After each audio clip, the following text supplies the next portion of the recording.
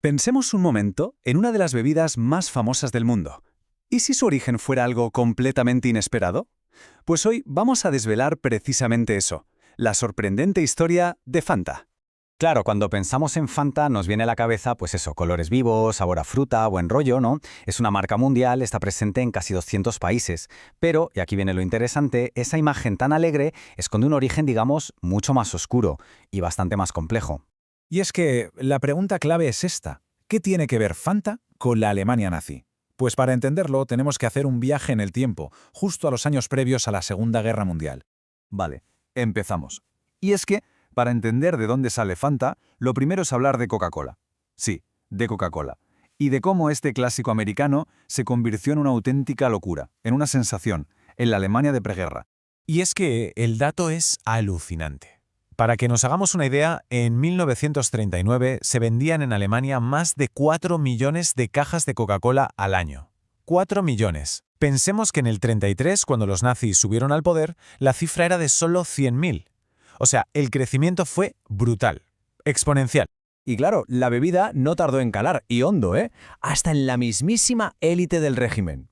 De hecho, según las fuentes, era la bebida favorita de Hitler, que como sabemos no bebía alcohol, y se convirtió, por así decirlo, en la bebida oficial de los grandes eventos del partido nazi. Aquí la cronología lo deja todo muy claro. En el 33 entra en escena un personaje clave, Max Keith, que se une a la filial alemana. Solo 3 años más tarde, en el 36, Coca-Cola patrocina ni más ni menos que los Juegos Olímpicos de Berlín. Y ya para 1938, Keith tiene el control total, justo en el momento en que la guerra está a la vuelta de la esquina, amenazando con cortar de raíz todo el suministro que venía de Estados Unidos. Y aquí, claro, es donde todo cambia. Estalla la guerra, llega el embargo comercial y de repente es imposible importar el famoso jarabe de Coca-Cola a Alemania. La empresa de Max Keith se ve contra las cuerdas, al borde del abismo. Necesitaban una solución y la necesitaban ya. El problema era enorme, ¿no? A ver, ¿cómo haces un refresco si te falta precisamente el ingrediente clave, el jarabe secreto? El reto al que se enfrentaba Max Keith era, sencillamente, gigantesco. Y aquí es donde la historia da un giro increíble. La receta de la primera Fanta fue pura supervivencia, pura improvisación. Se hacía, atentos, con sobras. O sea, con fibra de manzana de las prensas de sidra, con suero de leche, que es lo que queda al hacer queso, y se endulzaba con azúcar de remolacha. Vamos, que básicamente se creó con lo que otros consideraban desechos. Incluso el nombre tiene su miga. Fue un vendedor, un tal Joe Knipp, el que propuso Fanta. ¿Y de dónde viene? Pues de la palabra alemana Fantasie, que significa fantasía, imaginación. La verdad es que no podría ser más apropiado para una bebida que nació, literalmente, de la imaginación. Total, que Fanta no solo consigue salvar la empresa, sino que se convierte en un auténtico fenómeno durante la guerra. Y claro, con un papel muy complejo dentro de la economía del Tercer Reich. Y el éxito fue inmediato. Ojo al dato, solo en su primer año, en 1941, se vendieron 3 millones de cajas. Pensemos en el contexto. Un país en guerra, con escasez de todo, Fanta se convirtió en el sustituto perfecto para un montón de cosas.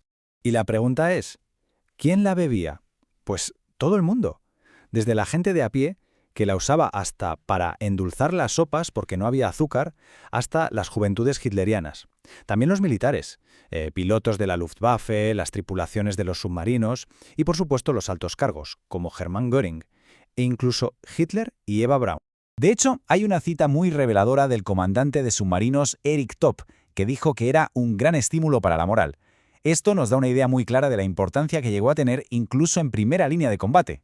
Pero claro, la historia tiene un lado mucho más oscuro, que es innegable. Las fuentes apuntan a que, como muchas otras empresas alemanas de la época, la fábrica de Fanta también utilizó mano de obra esclava que le proporcionaba el propio régimen.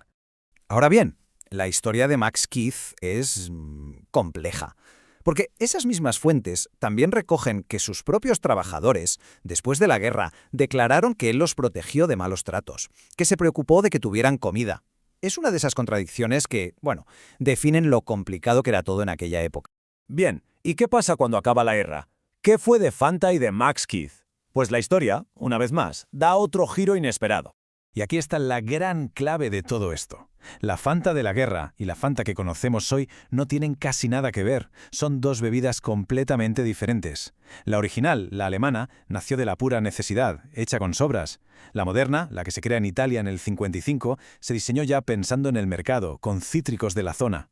Una era un sustituto en tiempos de guerra, la otra, el nacimiento de una marca global.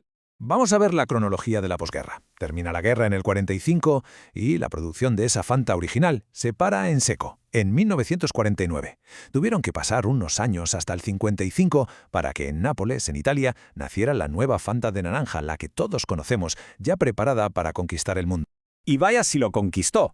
Hoy en día Fanta se vende en 188 países, un recorrido alucinante que cierra el círculo de una historia, la verdad, increíble.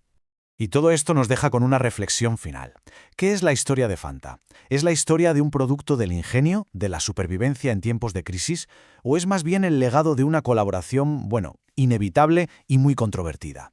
Es una pregunta que desde luego va mucho más allá de una simple botella de refresco.